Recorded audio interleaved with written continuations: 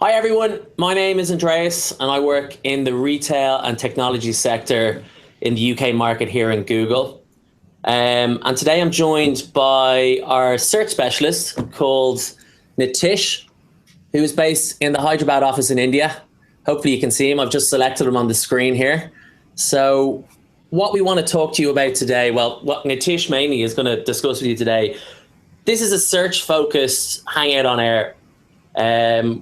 Which we've worked on and decided to come up with a number of key priorities that we think will be most beneficial for you, our advertisers, as we move into Q4. It's, it goes without saying, it is an incredibly busy time of the year, no doubt, especially if you work in retail and technology, and you have 101 things to do, more than likely outside of your day job as well. And what we want to do is simplify the actions that you have from a search perspective as we go into Q4. And that's pretty much the goal of today. And we just want to make it easier for you. Anything you see in the content today, please do reach out to your account team or myself or Nitish, and we'll be happy to point you in the right direction or guide you where we can. So I'll just select Nitish now and then hand you over to Nitish. Thank you, Andreas. Hello, everyone, again. So, as Andreas mentioned, it's a very busy period for everyone. And these few tips on bids, budget, and account efficiencies would really help you get maximum from your investment. So, let's kick it off with some account best practices. And the three things we'll be covering under this section would be the ad extensions, how you can drive efficiency through remarketing, and winning on mobile this peak season. So extensions can do a lot of things. So we have various kinds of extensions, for example, site links, callouts, and structured snippets, which are the basic extensions and help you supplement your ad with lots of other information. You can even direct the user directly to that page which has your best deals and really driving a good performance from the ad. If you're an online business and you have an app, then the app extensions could really help you in getting more conversions which are online. While if you have an offline footprint, extensions like call and location could really be crucial to bring your customer closer to you whenever they need to. Review extensions, again, one of the best extensions because review extensions talk about you from a third-party view. So that's basically building trust. And finally, a new type of extension, which is the price extensions, for businesses where the price is the key element by which the user decides which product to go for. Good. Moving on. Next section, we jump into remarketing. Now, every site visitor is different, and it's very crucial for you to kind of segment your users into different categories and then strategize according to each group. So the basic segmentation which we recommend is segmenting into all visitors, product viewers, basket page, and converters. And membership duration is something which varies with every business. For example, if the user comes back to you for a purchase in, let's say, 10 days, then you need to have a shorter window. While if the life cycle is bigger, you can have a converter list of much longer duration, say 100 days, 180 days. So what is the action? What you can do is remarketing. Returning users usually have a strong performance. So make sure you discuss your audience strategy with your Google team, learn what products would work best for you. And once you know that, ensure that you're layering remarketing lists on your campaigns and upweighting with bid adjustments for those remarketing lists which work the best for you. Yeah. And just to jump in there, Nitish as well. So I think what's also important for the guys watching to know that it's not uncommon at all for us to see, say, a CPA metric, for example. That's a fairly broad-based KPI that most advertisers would look at in some capacity. But it's not uncommon at all to see that CPA reduction with audience data layered onto campaigns, maybe be up to 50% plus lower, depending on the vertical and the nature of the business. So just to echo what Nitish said, it really does make sense to have this across search and also shopping as well. One other thing that's really useful from a remarketing perspective, or another option that is available, is similar audiences, which if you just go back really quickly to one slide, Nitish. Yeah. So similar audiences essentially, to simplify, looks to get users who are already similar to your existing audience list. So they may have demonstrated the same types of behaviors, the same browsing habits, the same maybe, information seeking phase online or research phase. And what similar audiences does is it looks at, say, your converters, for example, and it says, okay, we're going to find people who are similar to your converters and have displayed similar characteristics to those converters who are more likely to buy from you. And that's exactly what similar audiences does. So it's essentially another layer. You treat it the exact same as any other audience list, because you can get similar audiences for your all visitors list and likewise for your basket page viewers and your converters. So if you have any other questions on similar audiences or remarketing, please do speak to your account team. Yeah. Cool. Then the next bit we move into is mobile. Now, mobile is not something new at all.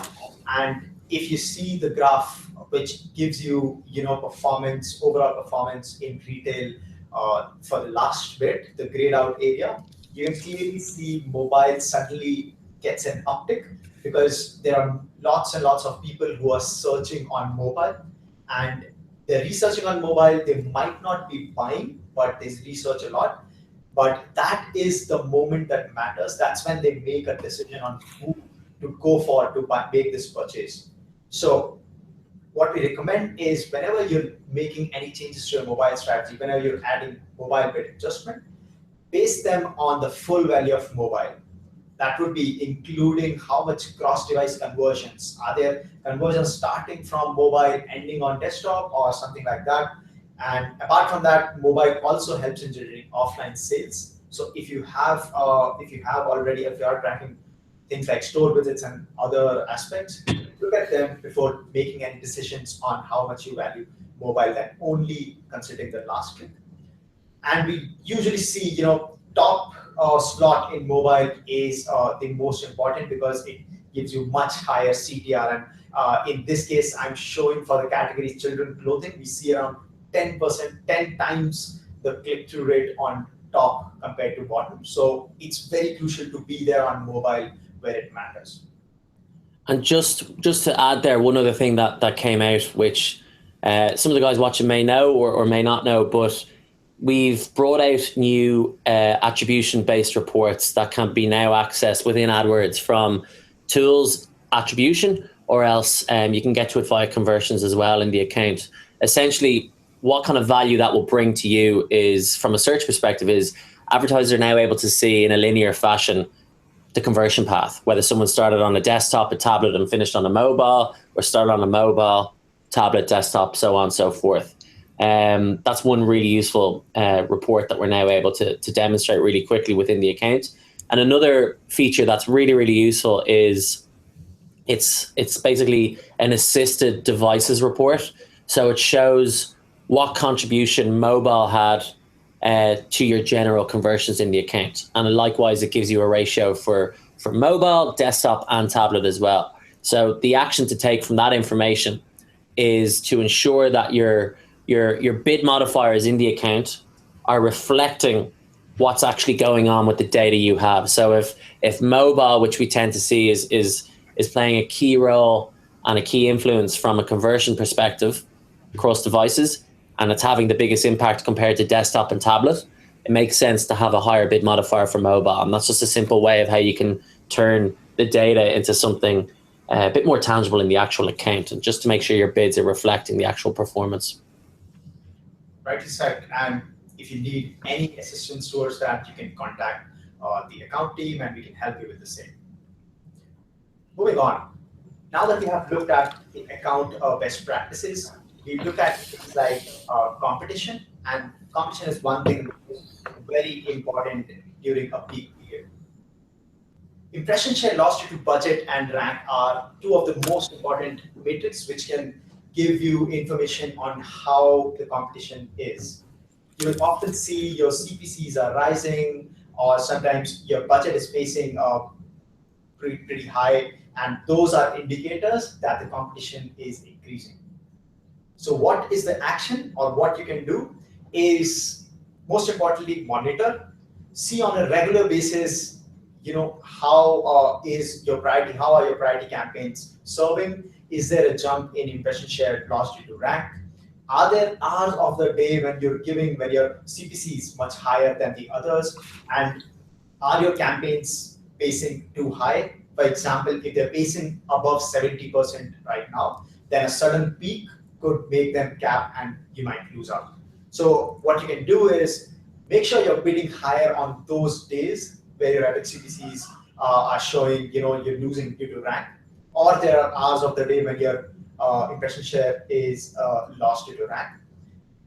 The other aspect is you have a buffer budget added to the campaigns so that your pacing is under control.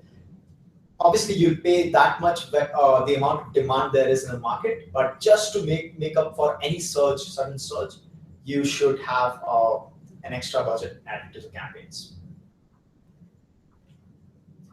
The last section of this presentation will be on the changing trends. Trends change very frequently, and sometimes we don't even know how they will come about. So for example, I've given an example here. When Pokemon Go was released, nobody knew what the impact on the industry would be. Who knew that portable batteries, search for portable batteries will surge so much worldwide? And these are the trends which make or break the situation in the peak period. So what you can do is, review the change in trends. There are tools like Google Trends where you can see what are the most important terms these days, or ask your account team to help you with, in my industry, what are those top 10, top 100 terms which are trending these days?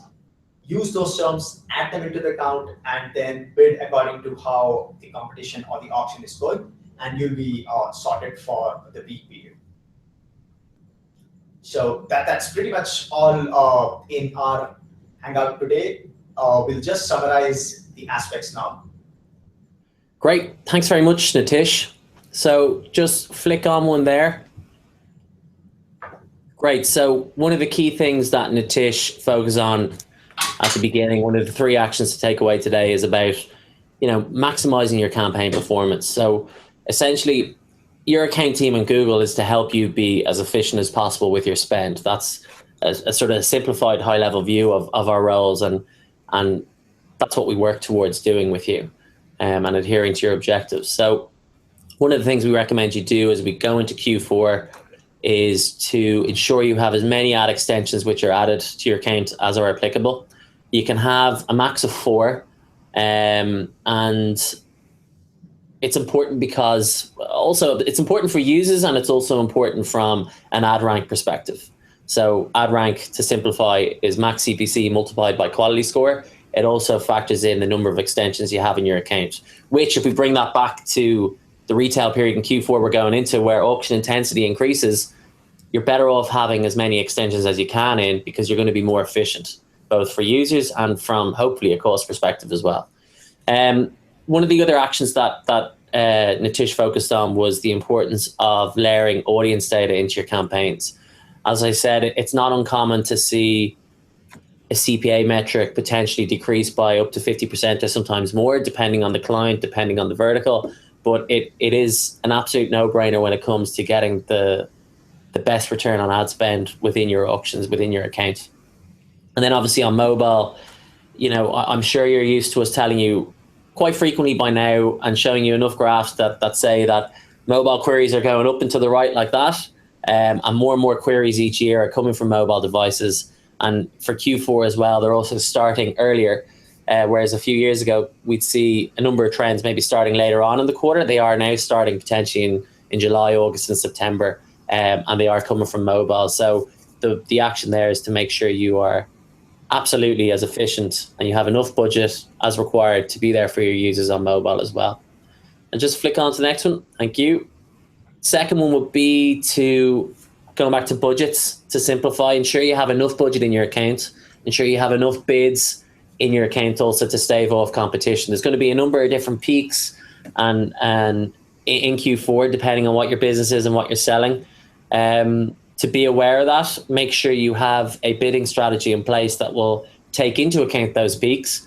And feel free to reach out to your account team if you need specific information or advice around what sort of bidding strategy you guys should use. And then it goes without saying, make sure you have enough budget overall. Check your budget orders, check your accounts, check the dates. Just check all those little things to make sure that you have a happy, profitable Q4. And then last but not least, a really good point by Nitish there is to keep an eye on Google Trends. It's a free tool. It's an incredibly powerful tool. And I don't think enough advertisers actually use it enough. So please do have it as one of the tools in your armory, or one of the weapons in your armory this Q4, so you're aware of what's going on from a trends perspective, what keywords are rising at an industry level, and make sure you have those boxed off within your actual AdWords account. Goes without saying as well, analyze the auction insights report within the account. Keep an eye on your competitors and your competition. It's not going to be strange to see a number of different, maybe sometimes seasonal competitors jump into the auction to participate. And again, that's going to come back to how efficient is your account overall? What's your CPCs like? Do you have enough budget to deal with it? So yeah, the three actions to summarize again is maximize campaign performance, ensure you have enough budget and strong bids, and keep an eye on Google Trends. And likewise, anything you see in this presentation, in this Hangout on Air today, if you have any questions, either let myself or Nitish know, or your account team as well. We'll be happy to help you and point you in the right direction. Thanks very much, guys. And Nitish, thanks very much for participating today. Thank you. Thank you, everyone. No worries. See you guys.